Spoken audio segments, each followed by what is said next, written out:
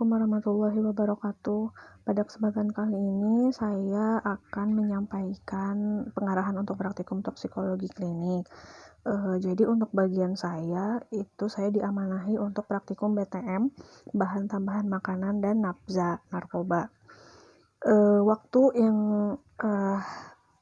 Bu Suci share untuk saya itu saya kebagian di jam 8 sampai jam 11 untuk praktikum saya, dan teman-teman wajib memiliki modul praktikum toksikologi yang di-share oleh Bu Suci mengenai BTM dan nafza.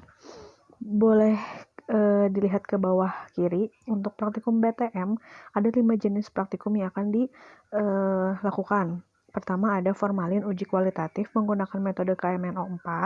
Yang kedua ada formalin kuantitatif menggunakan spektrofotometer UV vis. Kemudian ada identifikasi boraks kualitatif metode bakar dan identifikasi boraks kualitatif metode kertas tumerik, dan juga ada uji asam salisilat kualitatifnya. Dan untuk nafza ada praktikum strip imunokromatografi yang terdiri dari 5 parameter. Nah, kemudian di sebelah kanan dari setiap uji itu ada angka, itu adalah skala prioritas yang kita harus capai di dalam waktu 3 jam ini. Yang pertama harus teman-teman capai itu yang angka 1, yaitu formalin kuantitatif. Artinya teman-teman harus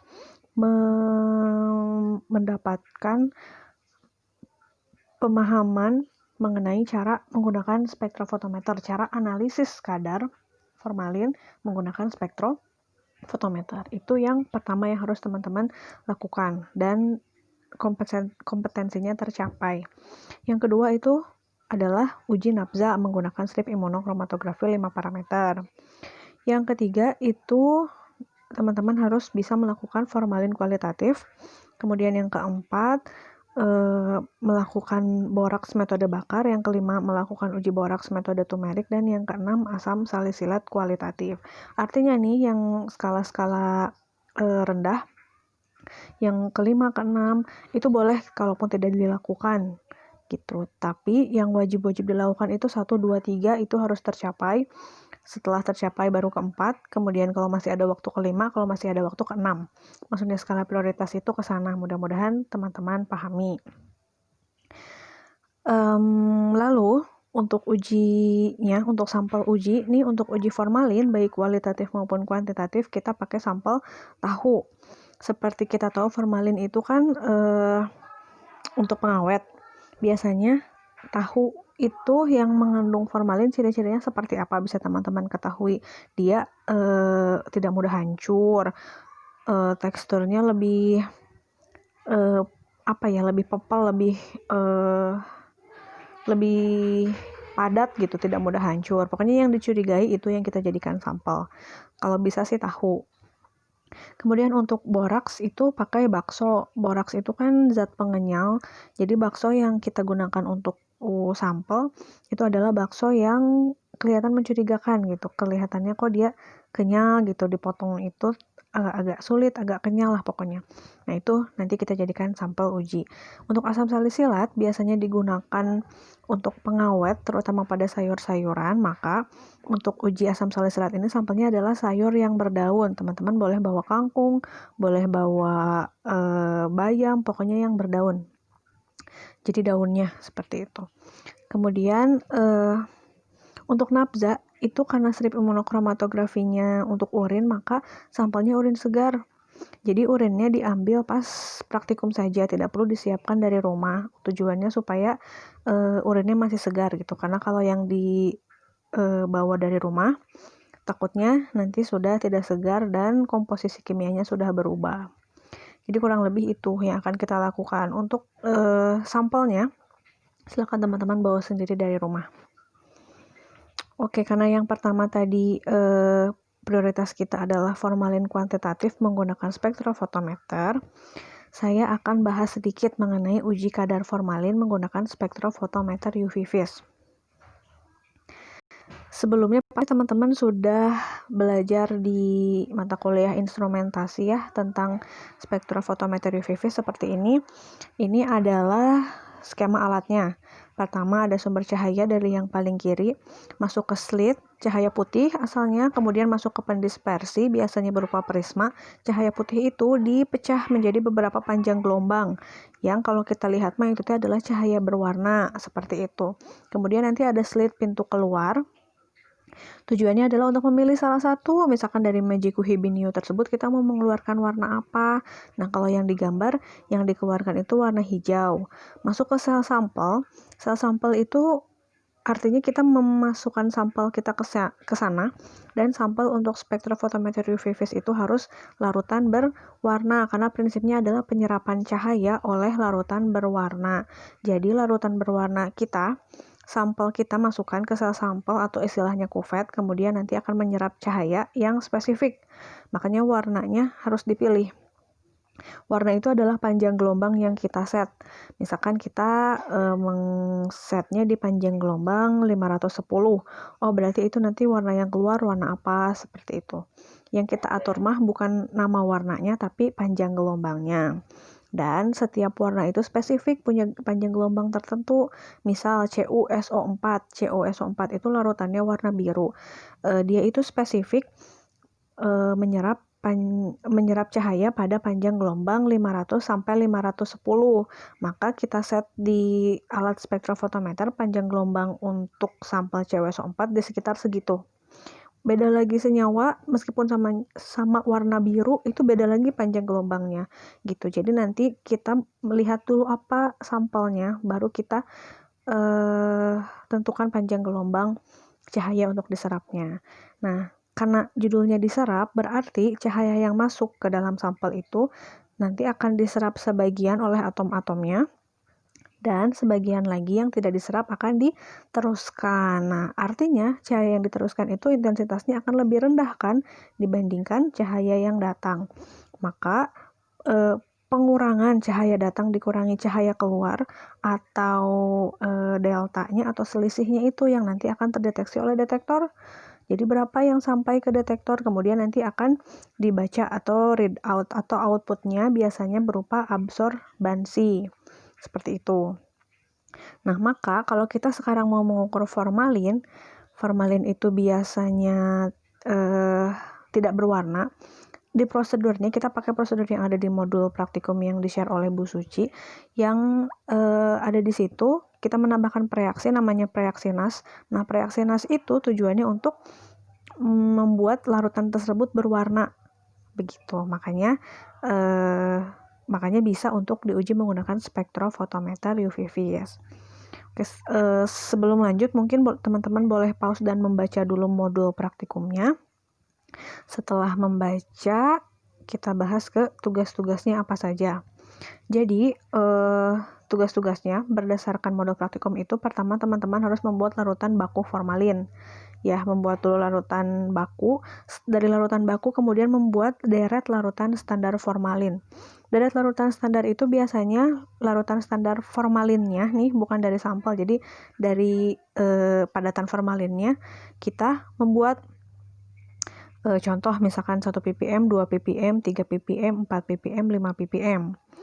Tujuannya itu nanti adalah kita mau ke sini. Kita mau membuat kurva kalibrasi. Ini salah satu contoh saja kurva kalibrasi. Kalau ini untuk amilosa, kalau kita nanti untuk formalin. Misal kita membuat deret larutan standarnya nih ada di, kalau di sini kurang lebih kelihatannya ada di 5 mikrogram per liter. Kemudian ada di 8 mikrogram per liter, kemudian di 18. Pokoknya yang titik-titik ini ya. Titik-titik ini. Nah, itu kurva deret larutan standarnya itu diukur di spektrofotometer tadi, dimasukin ke sel sampel sini.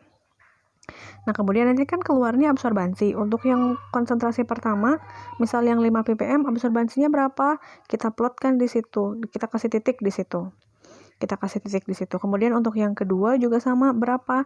Biasanya semakin tinggi konsentrasi, absorbansinya juga semakin tinggi karena cahaya yang diserap itu berbanding lurus dengan konsentrasi. Makanya biasanya naik gitu. Sudah naik, oke, kita plotkan lagi di konsentrasi sekian, absorbansinya berapa. Kemudian di yang ketiga, konsentrasi yang ketiga, sama kita uji lagi di spektrofotometer UV phase, keluar absorbansinya, kita plotkan di sini. Konsentrasi keempat juga, konsentrasi kelima juga. Sampai akhirnya kalau kita ambil garis lurus, maka akan keluar ini panjang persamaan garis lurus. Ada Y sama dengan dan ada R kuadrat. Kurva kalibrasi ini layak digunakan, boleh digunakan jika R kuadratnya di atas 0,998. Kalau kurang dari itu harus diulang lagi pengukurannya, tapi kalau sudah di atas itu maka boleh aman untuk digunakan. 0,98 di atas 0,98. Kalau kurang dari itu berarti kurang bagus kurva kalibrasinya. Nah, kemudian nanti gimana untuk ngukur sampelnya? Nah, ini kan kita udah punya kurvanya, udah punya persamaan garisnya. Misal nih, ini kan absorbansinya di 0,2, 0,4, 0,6, 0,8 di antara segitu ya. Misalkan kita mengukur sampel kita ternyata ada di absorbansi 0,4. Nah, berarti kan kalau ada di 0,4 kita tinggal tarik garis lurus ya, 0,4, tarik terus garis lurus dari angka 0,4 garis vertikal lurus sampai menyentuh ke garis biru kita. Kalau sudah menyentuh garis biru, turunkan lagi ke bawah secara vertikal. Nah, berarti di bawah itu dia ada di konsentrasi berapa? Maka sampel kita konsentrasinya sekian. Mudah-mudahan kebayang. Saya ulangi lagi. Misal ada di absorbansi 0,4. Dari titik 0,4 nih di sumbu Y kita tarik garis lurus horizontal atau garis tidur sampai ke garis warna biru. Kalau sudah sampai dititikin. Setelah dititikin, untuk tahu dia konsentrasi berapa ya absorbansi segitu, kita tinggal buat garis ke bawah, garis vertikal dari garis biru ke bawah ke sumbu X. Nah, berarti ketahuan kan kurang lebih dia ada di konsentrasi berapa untuk sampel kita. Seperti itu prinsipnya, makanya kenapa kita butuh kurva kalibrasi. Tetapi kalau seperti itu kan jadi tidak akurat, makanya kenapa ada persamaan garis yang ini Y sama dengan 0,011. Nah, ini kan teman-teman pasti bisa membuat ini di Excel, dan kalau di Excel memunculkan persamaan garis ini juga ada. Jadi angka-angka ini nanti keluar di keluar dari Excel-nya. Jadi kalau beda data, beda juga angkanya. Jadi nanti dilihatlah berapa Y sama dengan titik-titik X dikurangi atau ditambah titik-titik. Nah, sekarang kita tahu sumbu Y itu adalah absorbansi, sumbu X adalah konsentrasi. Maka kalau misalkan kita punya absorbansi sampel, berarti kita punya Y tertentu. Tinggal dimasukkan ke sini ke Y. Kemudian kita mencari X. Tinggal di otak-atik rumus, maka keluar X-nya berapa. Berarti X itu adalah konsentrasi sampel. Seperti itu fungsi dari kurva kalibrasi dan cara penggunaannya dan cara mengukurnya. Untuk bikin kurva seperti ini teman-teman tinggal masukin data ke Excel ya. Untuk sumbu Y-nya apa, untuk sumbu X-nya apa, kemudian nanti diblokkan, kemudian nanti insert graph. Tinggal pilih grafiknya seperti apa, usahakan yang seperti ini supaya kelihatan garis lurusnya, kemudian munculkan persamaan garis Y sama dengan, munculkan regresi R kuadratnya berapa, sampai segitu. Oke, lalu lanjut tugas yang ketiga nih, penentuan panjang gelombang maksimum. Di modul untuk formalin, itu kita katanya diminta dikasih rentang panjang gelombangnya antara 352 kalau tidak salah sampai 451. Nah, sementara kalau di spektro itu harus tepat. Di sini tuh nanti harus tepat supaya kita bisa menunjukkan kita bisa mengeluarkan warna yang pas gitu loh, panjang gelombang yang pas. Maka di antara rentang segitu, di antara rentang 352 sampai 451, berapa yang mau kita keluarkan? Apakah 353, apakah 354, apakah 355, apakah 360, apakah 370. Nah, kan kita nggak tahu. Maka kita perlu melakukan tahap ini, penentuan panjang gelombang maksimum. Caranya adalah kita ambil salah satu dari larutan standar. Contoh kita ambil yang 1 ppm aja tadi, misal kita bikin 1 ppm. Kita ambil yang 1 ppm, kemudian kita ukurkan nih. Seperti ini.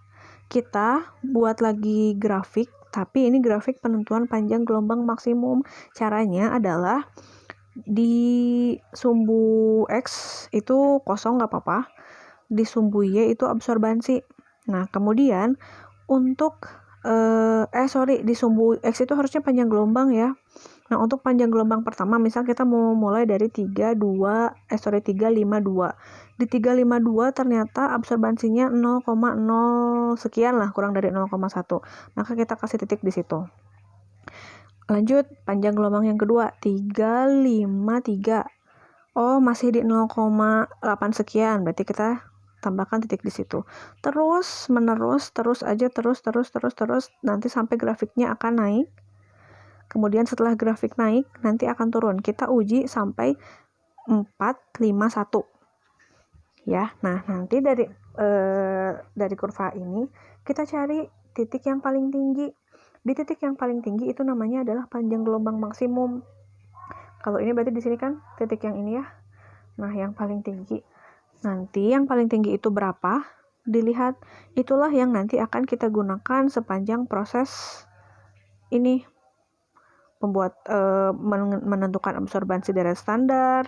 Yang ini tadi sebelum dimasukkan ke kurva. Kemudian nanti juga kita mengukur absorbansi sampel. Itu nanti pakai panjang gelombang maksimum yang kita dapat dari sini. Begitu.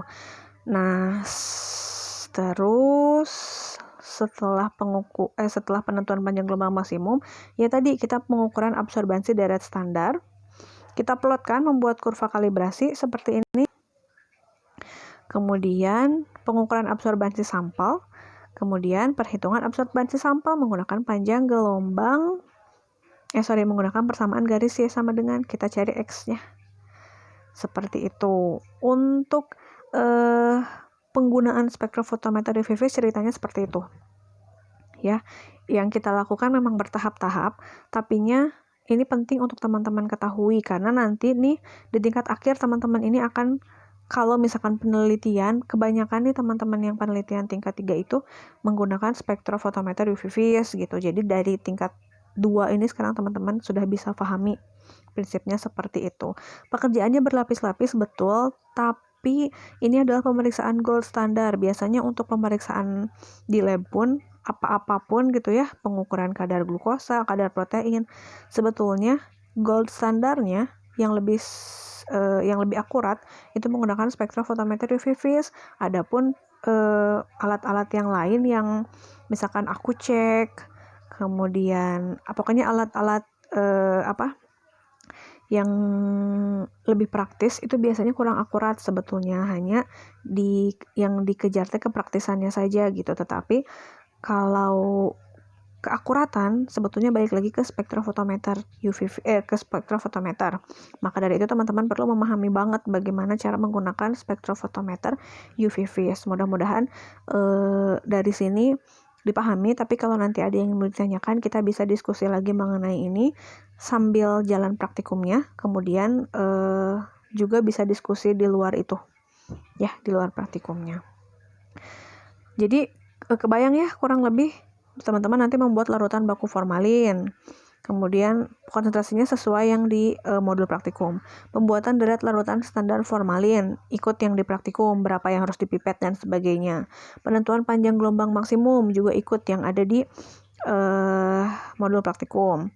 Pengukuran absorbansi deret standar, kemudian membuat kurva kalibrasi deret standar formalin. Nanti jadi teman-teman punya grafik seperti ini, tapi kurva kalibrasi atau kurva baku formalin. Setelah itu pengukuran absorbansi sampel, kemudian perhitungan konsentrasi sampel. Jadi nanti teman-teman keluarlah dapat kadar formalin, misalkan pada sampel tahu. Pada sampel tahu sekian konsentrasi formalinnya. Seperti itu. Ini adalah prioritas pertama, jadi ini didahulukan dan diutamakan untuk praktikum kita kali ini. Yang kedua dulu tadi imunokromatografi ya.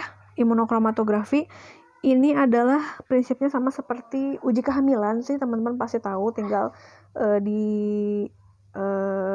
disentuhkan ke sampel, kemudian nanti hasilnya lihat dari stripnya. Stripnya itu silakan menghubungi Pak Ato karena disimpan di Mas Ato. Teknisnya satu kelompok besar ini satu. Jadi tidak perlu per orang satu. Yang penting nanti prinsipnya bisa teman-teman ketahui semuanya. Nah, kemudian perlu diingat kalau kita berbicara strip itu beda pabrikan, bisa beda petunjuknya. Makanya tidak ada petunjuk baku. Jadi nanti pada saat teman-teman bawa dusnya dari Mas Ato itu, bawa stripnya, jangan lupa minta semacam kitnya. Semacam kit insertnya. Teman-teman minta di situ untuk dibaca dulu informasinya seperti apa, 5 parameter itu apa saja, cara pengerjaannya bagaimana. Jadi dibaca di situ, ditunggunya berapa menit gitu. Jadi beda pabrik itu beda ketentuan, makanya yang teman-teman dapat besok itu dibaca dulu baru diujikan. Ya. Kemudian perlu diingat strip itu jangan harus digunakan itu di dalamnya di plastik lagi. Nah, plastiknya jangan dulu dibuka sebelum siap digunakan. Karena nanti berpengaruh ke reagen yang ada di dalam stripnya. Misalkan ketemu udara sedikit, takutnya bereaksi. Jadi nanti tidak berfungsi lagi. Jadi jangan gegabah untuk dibuka. Dibaca dulu aja petunjuknya. Jika sudah siap, baru tesnya dibuka, baru dilakukan uji. Seperti itu ya. Yang ketiga itu formalin kualitatif menggunakan KMNO4. Saya ambil dari modul ini. Yang di sini, yang mulai dari sini nih. Prosedur kerja pada penelitian ini adalah satu pengujian formalin KMNO4 dengan tahap sebagai berikut. Pokoknya diikutin aja di sini ya. Nanti sampelnya itu dihaluskan menggunakan mortar, kemudian ditambah 2 ml Aquades, aduk dan saring. Kemudian ambil 5 ml hasil penyaringan, masukkan ke tabung reaksi. Kemudian tambahkan 5 tetes KMNO4 0,1 normal. KMNO4 nanti tabungnya berwarna gelap karena dia zat KMNO4 ini sangat sensitif cahaya. Jadi jika teman-teman udah selesai memipet, jangan dibiarkan terbuka, langsung ditutup lagi. Ya. Kemudian KMNO4 itu warnanya merah muda. Kayak gini nih. Ini contoh yang di jurnal, gambar 1 itu tabung reaksi berisi sampel air tahu tadi, tahu yang sudah dihancurkan dan ditambah Aquades, diambil airnya. Nah, kemudian gambar kedua itu setelah diteteskan 5 tetes KMNO4. KMNO4-nya warnanya merah keunguan. Nanti kalau teman-teman aduk-aduk tabung reaksinya, kemudian warna merah ungunya hilang, maka kesimpulannya adalah dia positif mengandung formalin. Mana ya? Oh, nggak ada kalau di sini. Pokoknya positifnya seperti itu. Jadi yang tadinya masih ada nih, kayak di sini, masih ada warna merah di atasnya atau boleh ke bawah. Pada saat teman-teman aduk tabung reaksinya, merah ungunya hilang. Dia bisa jadi kembali ke warna asal, bisa jadi berubah ke warna lain. Yang penting artinya KMNO4-nya di situ sudah bereaksi dengan formalin. Kalau nggak ada formalin, nggak akan bereaksi seperti itu. Jadi jika hilang berarti bereaksi, berarti positif mengandung formalin. Itu uji untuk kualitatif formalin. Selanjutnya, prioritas keempat, boraks kualitatif metode bakar. Ini persis seperti yang ada di modul praktikum. Di modul praktikum itu, boleh teman-teman pause dan baca dulu ya. Nah, di modul praktikum itu, ada 2 yang dibakarkan di dalam,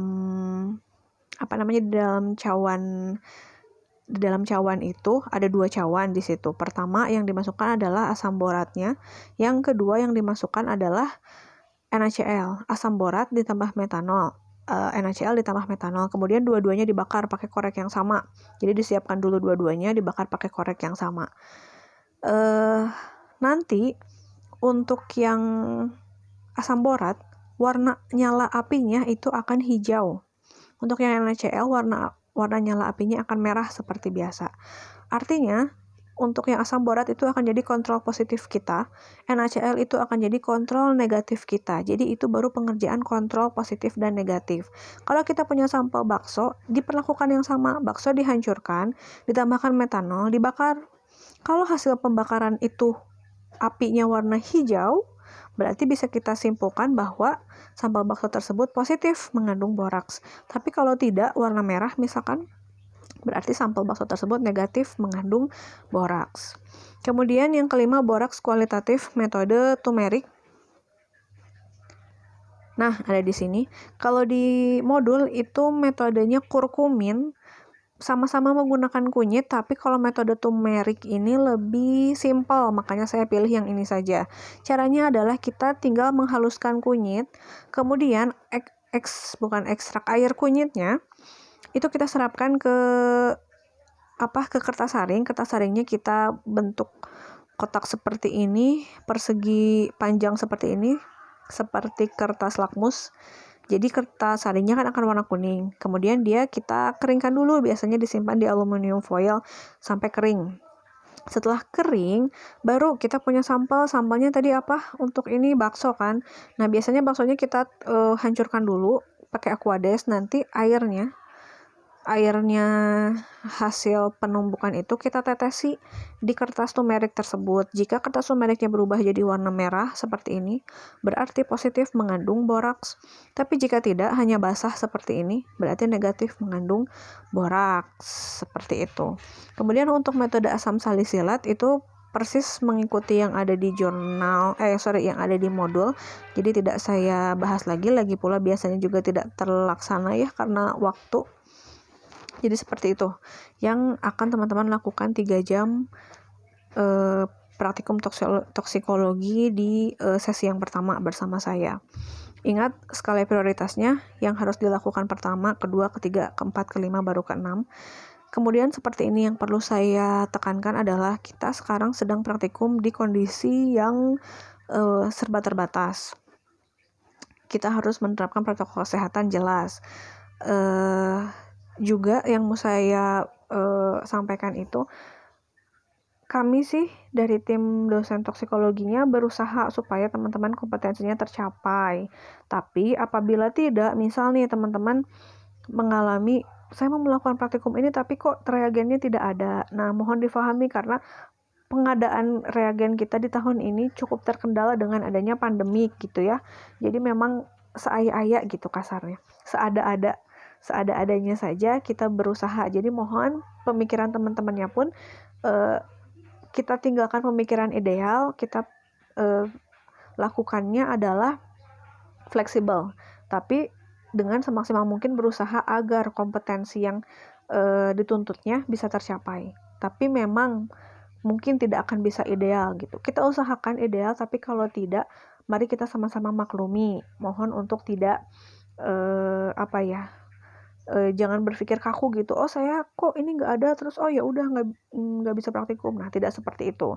Kalau ada kendala, kita diskusi apakah masih ada solusi, atau jikalau tidak ada solusi karena saking ini nggak ada itu nggak ada, maka kita akan beralih ke teori praktikum misalkan. Jadi bisa kita responsis saja. Harusnya seperti ini loh, harusnya seperti itu. Itu bisa. Jadi jangan gampang menyerah, oh berarti nggak bisa dilakukan. Tidak seperti itu ya. Kemudian poin yang kedua yang perlu saya tekankan adalah teman-teman tahu bahwa di setiap harinya 7 lab itu hidup semua. 7 lab itu semua beraktivitas di mata kuliah yang lain, sementara di lab di kampus 1 teman-teman tahu kita cuma punya satu laboran yaitu Pak Ato, artinya Pak Ato pasti diperebutkan di setiap lab.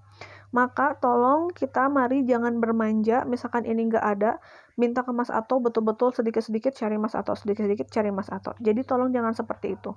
Kalau butuh zat A, tolong teman-teman yang explore sendiri di lab. Oh, dicari ya di gudang reagen, di gudang di stok bahan, ada nggak ya? Kalau tidak ada, baru kita berpikir bagaimana. Jadi jangan sedikit-sedikit nyari Mas Ato, sedikit-sedikit cari Mas Ato. Ya, jadi tolong kita praktikumnya mandiri lah. Mandiri itu kita usahakan dulu sebisa kita. Kalau misalkan sudah mentok nggak ada, baru kita berusaha ke Mas Ato, karena kasihan Mas Atonya. Teman-teman tahu sendiri lab kita jauh dari lab-lab yang lain. Kalau Mas Ato harus bolak-balik, dengan di sana pun beliaunya lagi banyak yang dikerjakan, kasihan gitu ya. Jadi tolong kurangi idealismenya, tolong kurangi manja dan minta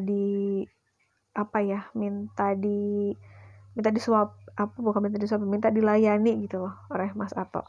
Ya, kondisinya sekarang seperti ini, kita saling memaklumi saja. Tolong juga tetap dijaga protokol kesehatan sebisa mungkin kita laksanakan itu.